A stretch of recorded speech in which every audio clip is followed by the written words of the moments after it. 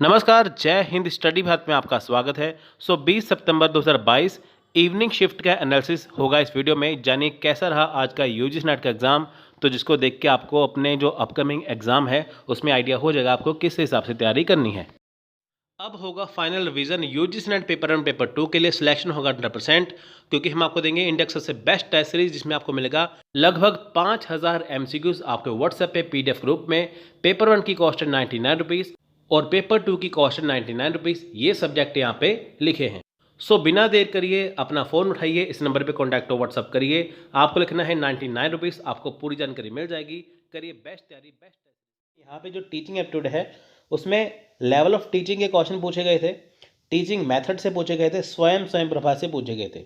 ठीक है, तो यहाँ पे आपको मैं एक बात बता देता हूँ। देखिए, स्वयं प्रभा के अभी 34 चैनल है।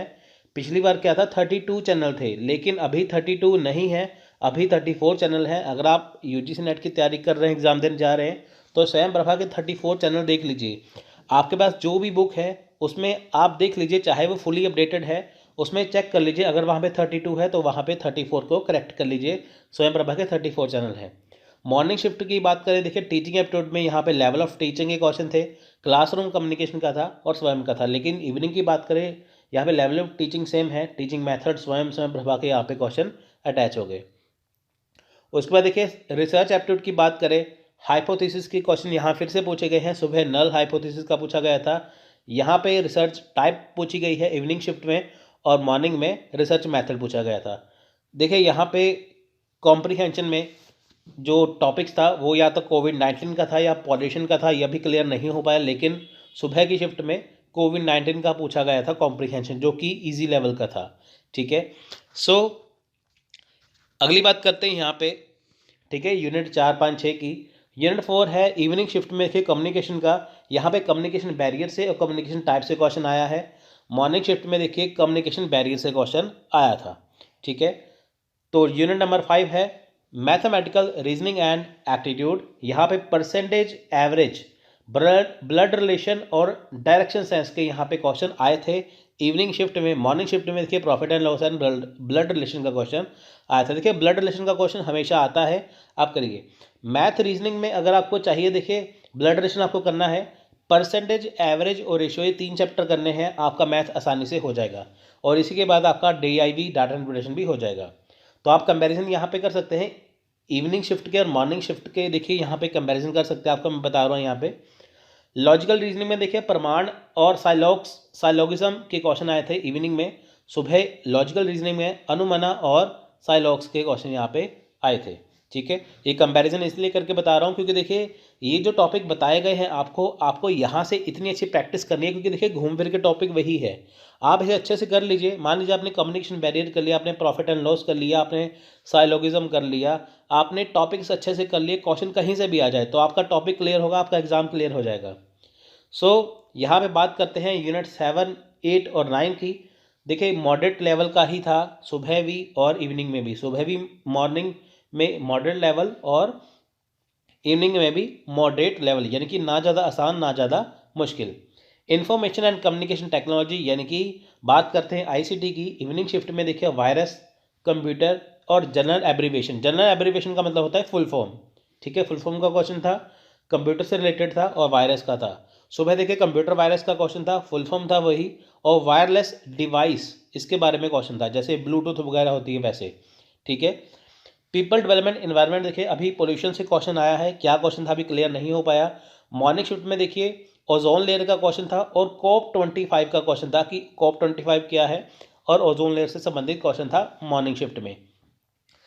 ठीक है, तो इवनिंग शिफ्ट में ये वाला था। और देखिए यहाँ पे इवनिंग शिफ्ट में जो क्वेश्चन है वो हायर एजुकेशन सिस्टम से बात करें, NIRF ranking, national education policy 2020 और हायर एजुकेशन स्कीम से क्वेश्चन था। मॉर्निंग शिफ्ट में देखिए रैंकिंग और हायर एजुकेशन स्कीम से क्वेश्चन था। तो 10 यूनिट का आपको मैंने यहाँ पे कंपैरिजन दे दिया कि मॉर्निंग में कैसा था, इवनिंग में कैसा था। ये जो टॉपिक है आप वो अच्छे से करिए, आपका आराम से कवर हो जाएगा। देखिए the first open university in India establish in the year. देखिए वो कह रहे हैं कि पहला क्वेश्चन आया था, इनकी पहला क्वेश्चन आपको मैं बता रहा हूँ, लेकिन वो कह रहे हैं कि ऐसा क्वेश्चन आया था कि फर्स्ट ओपन यूनिवर्सिटी एस्टैब्लिश कब हुई थी इंडिया में? भारत में प्रथम मुक्त विश्वविद्यालय किस वर्ष स्थापित हुआ था? ठीक है, वो है आंसर ए है 1982 में, यानी कि doctor Bhimrao Ambedkar open university. ठीक है, Hyderabad is the first open university in India. It was establish in the year 1982। Indira Gandhi national open university was establish in the year 1985। यानी कि देखिए जो इग्नू है वो 1985 में आया था, तो उससे पहले क्या था, doctor Bhimrao Ambedkar open university जो है वो सबसे पहले आई थी 1982 में। ठीक है, ऐसा क्वेश्चन आया था, ये तो आसान है, ये हायर एजुकेशन का क्वेश्चन है। दूसरा क्वेश्चन था स्वयं का। ठीक है, स्वयं का क्वेश्चन था कि स्वयं है क्या? आपको पता है कि स्वयं क्या है, एक ऑनलाइन पोर्टल है। तो ऐसे क्वेश्चन, ऐसे ऑप्शन थे यहाँ पे। ऑप्शन देखिए अलग हो सकते हैं, लेकिन आपको मैं यहाँ भी बताऊंगा इस हिसाब से ऑप्शन थे। ठीक है, जैसा स्टूडेंट ने बताया है, गैर सरकारी संगठन, ठीक है, शिक्षा के सिद्धांतों की प्राप्ति के लिए डिजिटल कार्यक्रम, ऑनलाइन प्लेटफॉर्म या वेबसाइट का नाम है। ठीक है, तो ये क्या है, ऑप्शन बी, शिक्षा के सिद्धांतों की प्राप्ति के लिए डिजिटल कार्यक्रम। आपको पता है कि स्वयं है क्या? स्वयं के द्वारा क्या है, ऑनलाइन पोर्टल है कि जैसे आप वहाँ पे निःशुल्क शिक्षा प्राप्त कर सकते हैं। यहाँ पे देखिए 9वीं कक्षा से लेकर स्नातकोत्तर तक, ठीक है, यहाँ पे कोर्स अवेलेबल है। ठीक है, यानी कि 9वीं कक्षा से लेके आप स्नातकोत्तर तक कर सकते हैं, आप पोस्ट ग्रेजुएशन कर सकते हैं, ग्रेजुएशन कर सकते हैं, सब कुछ आप यहाँ पे कर सकते हैं। दिन में 4 भाग में वीडियो दिखाते हैं। ठीक है, जैसे आप मान लीजिए कहीं पे जॉब करते हैं, आपके पास टाइम नहीं है कोर्स करने के लिए, तो आप अपने अकॉर्डिंग उसको चूज़ कर सकते हैं, तो आपको वीडियोस वगैरह दी जाती हैं। ठीक है, तो स्वयं क्या है, ऑनलाइन पोर्टल है। स्वयं है, स्वयं प्रभा है, मूक है, ये सारे ऑनलाइन टेस्ट प्लेटफॉर्म हैं जो आपस में जुड़े हुए हैं। ठीक है, तो अगर आपको देखिए मान लीजिएगा आपको क्वेश्चन आता है कि स्वयं प्रभा के कितने चैनल हैं, तो वो है 34 चैनल। पहले थे 32, अब है 34। ये मैं बात कर रहा हूँ स्वयं प्रभा की। स्वयं क्या है, ऑनलाइन टेस्ट प्लेटफॉर्म। स्वयं प्रभा क्या है, जहाँ पे आपको वीडियो लेक्चर दिखाए जाते हैं, उसके 34 चैनल हैं लेटेस्ट। सो देखिए नेक्स्ट आया था क्वेश्चन, वो कह रहे थे heuristic method of teaching was developed by. अब देखिए शिक्षण की स्वावनुभविक विधि का विकास किसने किया था? देखिए ऑप्शन हमें नहीं पता था, लेकिन वो कह रहे थे ऑप्शन नंबर सी था। ठीक है, H.E. आर्मस्ट्रॉन्ग। ठीक है, अब देखिए इन्होंने heuristic method of teaching develop किया था। अब ये है क्या, शिक्षण की स्वावनुभविक विधि, यानी कि हेरिस्टिक मेथड ऑफ टीचिंग का प्रतिपादन E.H. आर्मस्ट्रॉन्ग ने किया था। आगमन विधि के आधार पर इस विधि का विकास किया गया था। ठीक है, हेरिस्टिक शब्द ग्रीक भाषा के ह्यूरिस्टिको से निकला है, जिसका अर्थ है मैं मालूम करता हूँ। यानी कि हेरिस्टिक मेथड क्या है कि मैं मालूम करता हूँ। यहाँ पे ठीक है, आपको ये जानना है। तो देखिए अगर किसी जो राइटर है, ठीक है, जो कोई वैज्ञानिक है या कोई फिलोसफर है या कोई भी है, जिसने अगर कोई भी यहाँ पे मेथड दिया है टीचिंग का, ठीक है, आपको वहाँ पे करना है। जैसे ब्लूम टैक्सोनॉमी है, आपको वो करनी है ना, ऐसे करके मैं एग्जांपल दे रहा हूँ, आपको वो याद करना है कि कौन सा जो मेथड किसने दिया है। सो नेक्स्ट देखिए consider of the following letter series. देखिए अब ऐसे ही लेटर सीरीज यहाँ पे थी। ठीक है, ऐसे लेटर सीरीज आपको यहाँ पे दिखाई दी थी कि NEXT, ठीक है, what is the next of ACF EGI IKN, ठीक है, ऐसे OQT। अब इसके आगे क्या है आपको यहाँ से ढूंढना था। अब इसका जो राइट आंसर था वो है CUWZ। ठीक है, तो आपको यहाँ पे ये करना है।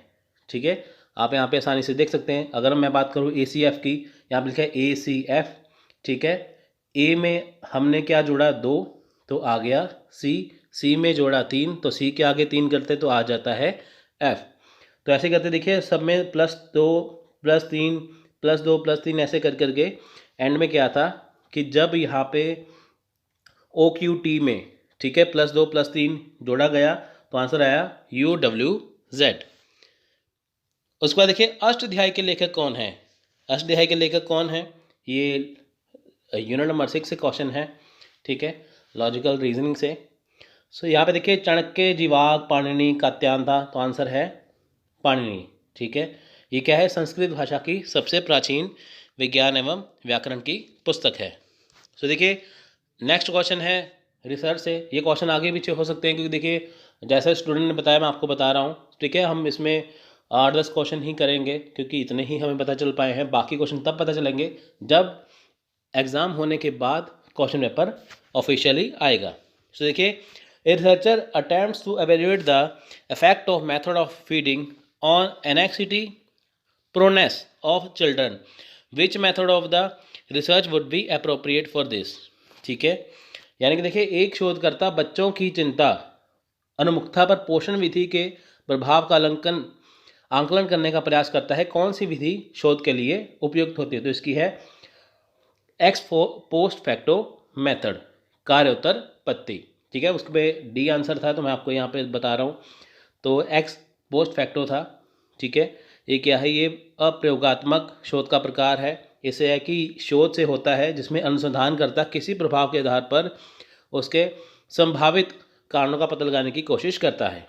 ठीक है, संभावित कारण की यानी कि जो कार्य हुआ था वो क्यों हुआ, कैसे हुआ। वास्तव में इस तरह के शोध में घटना घट चुकने के बाद शोधकर्ता शोध प्रारंभ करता है। एक्स पोस्ट फैक्टो क्या है? कि जब कार्य हो जाता है, जब कोई घटना हो जाती है, उसके बाद होता है कि ये कैसे हुआ था। सो देखिए, एक क्वेश्चन था, empirical research in social sciences associated with. Empirical research जो है सामाजिक विज्ञान में प्रयोगमूलक शोध निम्नलिखित में से किससे संबंध है? वो है पॉजिटिविस्ट फिलॉसफी से। ठीक है, यानी कि सकारात्मक दर्शन से। अब देखिए, ये है क्या? सामाजिक विज्ञान में देखिए क्या है, जो एम्पिरिकल रिसर्च है वो सकारात्मक दर्शन से संबंधित है। ठीक है, आपको ये भी क्वेश्चन पूछ सकते हैं कि कौन से दर्शन से है? सकारात्मक। प्रयोगमूलक शोध को अनुभविक शोध भी कहते हैं। ये 3 प्रकार के होते हैं: प्रेक्षण, सहसंवादात्मक, प्रयोगात्मक, यानी कि ऑब्जर्वेशन, कोरिलेशन, एक्सपेरिमेंटल। तो देखिए, क्वेश्चन से क्वेश्चन बन सकते हैं, आप इसे अच्छे से करिए।